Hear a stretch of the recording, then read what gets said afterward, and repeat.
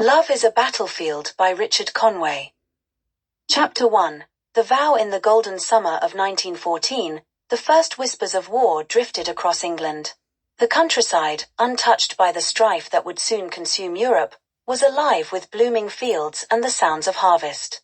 In this idyllic setting, David Conway and Sarah Clark took one last walk before David was to leave for the front. The two had walked this path many times, winding through fields and alongside a stream that glistened in the warm light. David, a young officer filled with a strong sense of duty, was about to face horrors unimaginable in these peaceful hills. David had grown up with nothing but his fierce determination, and it was his spirit that had captured Sarah's heart. Sarah was no stranger to hardship herself. The daughter of landowners who had once been well off, she had watched her family struggle to maintain their estate. Still, the values of honor, sacrifice, and love ran deep in Sarah's heart, and these were what bound her to David. As they reached the top of a hill, where the countryside unfolded in an endless patchwork of green, David took her hand. "I'll come back to you, Sarah," he said with a solemn resolve. "No matter what happens, nothing will keep me from you." Sarah felt her heart swell with a mixture of pride and dread.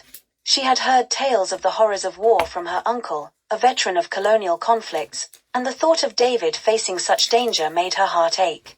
"Promise me," she whispered, her eyes glistening with tears. She tried to blink away. "Promise you'll come back." David nodded, brushing a stray hair from her cheek. "I swear it, Sarah. We'll have our life together, our home, our dreams. I'll hold on to that dream no matter where I am." As David boarded the train the next morning, he looked back one last time, seeing her standing on the platform, her figure framed against the early morning mist. Her face was etched into his mind, an image he vowed to carry with him through the worst of the war. But neither of them knew that another pair of eyes had been watching them that day, eyes that would set into motion events that would test their love beyond anything they could imagine. Lord Whitfield, a wealthy nobleman who had inherited vast estates and wealth, harbored dark desires for Sarah. To Whitfield, Sarah was not a person but a prize, an ornament to decorate his already rich life. For years, he had watched her from afar, envious of the simple joy she shared with David. David's departure for war presented him with an opportunity he could not resist. For where David was bound by honor and love, Whitfield was bound only by his own selfish ambition. Chapter 2. Love in Chains. Lord Whitfield wasted no time. With David away, he began to lay the groundwork for his plan to make Sarah his own. He knew Sarah's family was struggling financially, their estate plagued by debts that had accumulated over the years. Whitfield, with his shrewd mind and immense wealth, devised a scheme to exploit their desperation. He approached Sarah's parents under the guise of friendship, offering to help with their debts and, initially, making no demands in return. Sarah's parents, who had watched their estate decline, felt a mixture of relief and gratitude. Whitfield presented himself as a nobleman of compassion and generosity, promising to restore their estate to its former glory. Slowly, he won their trust, appearing at their estate more frequently, bringing gifts, and offering advice on how to improve their financial situation. He hinted that his assistance was merely an act of goodwill and that he had no ulterior motives. But behind his polite demeanor, his intentions were dark. Sarah found Whitfield's attentions intrusive, but she held her tongue for her family's sake. She had grown up in a world where social decorum was paramount, and though his advances made her uncomfortable, she kept her distance politely, wishing only to endure his presence until David's return. Yet, as time passed, Whitfield's demands grew. He began to request Sarah's company more frequently, offering rides through the countryside or hosting gatherings in her family's honor. One evening, during an elaborate dinner in the manor's grand dining hall, Whitfield made his intentions clear. In front of her parents, he proposed to Sarah, declaring his unwavering affection. Shocked and repelled, Sarah refused, insisting that her heart belonged to David. Her words, though calm, seethed with defiance. Whitfield's gaze turned cold, and his charming mask slipped, replaced by a steely glint. Later, under the cover of night, Whitfield cornered her parents. He reminded them of the debts he had generously absorbed and made it clear that he could ruin them as quickly as he had saved them. Her parents, feeling the weight of their position, urged Sarah to reconsider. The idea of refusing someone so powerful, someone who now controlled their family's fate, terrified them. Feeling trapped, Sarah reluctantly agreed to the engagement, despairing over her broken promise to David. Letters from him had stopped arriving, and she feared the worst. She was torn between her love for David and her duty to her family, but as the weeks passed in silence, a numbness crept over her, as though hope itself were slipping from her grasp. Meanwhile, Whitfield's plans stretched even further. Through his military connections, he ensured that David would be sent to one of the most dangerous sectors on the Western Front, a place where survival was unlikely and where, if Whitfield had his way, David would perish, removing the last obstacle between him and Sarah. Chapter 3. Prisoner of War. The Western Front was a nightmare. David and his comrades faced horrors they could never have imagined: the ceaseless roar of artillery, the choking stench of trench warfare, and the constant threat of death. Men fell around him, their bodies lost in the mud or broken by shrapnel. But through it all, David held on to his promise to Sarah. Her face, her voice, her love, they kept him grounded, a reason to endure the horrors that surrounded him. 4 months, he endured, facing gas attacks and brutal combat. Letters from Sarah had stopped, but he clung to the belief that she was waiting for him, praying that he would return. But one night, during a particularly vicious German assault, David's luck ran out.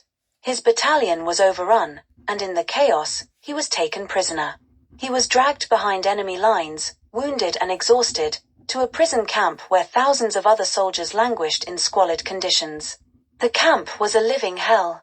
Guards patrolled relentlessly, and disease swept through the men like wildfire. Food was scarce, and sleep was a luxury rarely afforded. David endured months of hardship, every day a test of his strength and resolve. But even in his darkest moments, he clung to Sarah's memory. He imagined her waiting by the stream where they had walked that last summer day, her eyes bright with hope, her smile a balm to his soul. Then, one bleak winter morning, a letter arrived. It was from Sarah, her handwriting unmistakable. But as he read the words, his heart sank. She was engaged to Lord Whitfield. She spoke of her family's struggles and Whitfield's kindness in helping them. Though her words were carefully chosen, David could sense her distress. She mentioned her duty to her family, her sacrifice, and he read between the lines. She had been coerced, trapped in a web spun by Whitfield's power and wealth. Rage filled him, and his despair turned to a burning resolve. He would not rot in this prison. He would return to England, confront Whitfield, and free Sarah from his grasp. With this new fire inside him, David began to plan his escape. Chapter 4. The Great Escape. Determined to free Sarah from Whitfield's clutches, David set his mind on escape. He spent weeks befriending a group of men who shared his determination to flee, learning from their experiences and gathering information about the guards' routines. Together, they began to dig a tunnel beneath their barracks, working by moonlight and hiding their efforts from the guards. The nights were cold, and their progress was painstakingly slow. Each inch of dirt had to be carefully disposed of, and the tunnel had to be reinforced to prevent collapse. They scraped their hands raw and exhausted their strength, but their hope kept them going.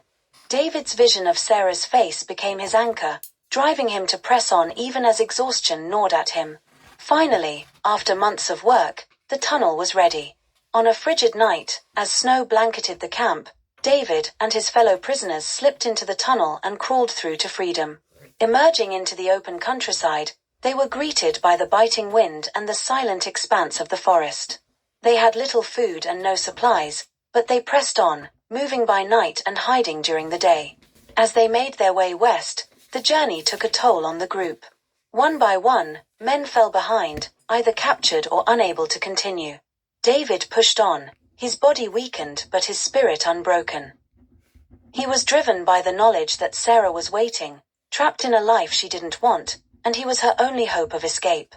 When he finally crossed into Allied territory, David was barely recognizable, a gaunt, battered figure with a fire in his eyes. He was taken to a hospital, where he spent weeks recovering, his body healing but his mind racing. Each day brought him closer to returning to Sarah, to ending Whitfield's hold over her, and to reclaiming the love that had been stolen from him. Chapter 5.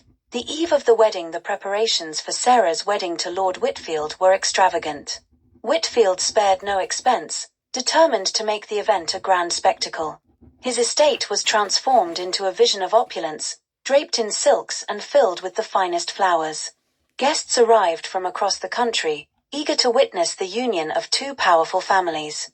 Sarah moved through the preparations as if in a trance. Her heart felt hollow, her thoughts clouded by memories of David. She wore her engagement ring like a shackle, a constant reminder of the life she was bound to but did not want. Her parents, oblivious to her suffering, praised Whitfield for his generosity, unable to see the darkness that lay behind his polished smile. As evening fell, the guests gathered in the grand hall, their laughter and chatter filling the space. Whitfield, in his finest attire, reveled in the attention, basking in the admiration of those around him. But his moment of triumph was interrupted by a sudden commotion. A figure appeared at the door, a man in a tattered military uniform, his face hardened, his eyes filled with a fierce determination that it was David. The room fell silent as he stepped forward, his gaze locked on Whitfield. In a calm but steady voice, David revealed the extent of Whitfield's treachery, telling the guests how he had manipulated Sarah's family, blackmailed her parents, and orchestrated David's posting to the front lines. The crowd murmured in shock, and Whitfield's carefully crafted image began to crumble. Sarah, unable to contain her emotions, rushed to David's side. She saw in his eyes the suffering he had endured, the strength he had summoned to return to her. In that moment, she knew that her life was meant to be with him, no matter the cost.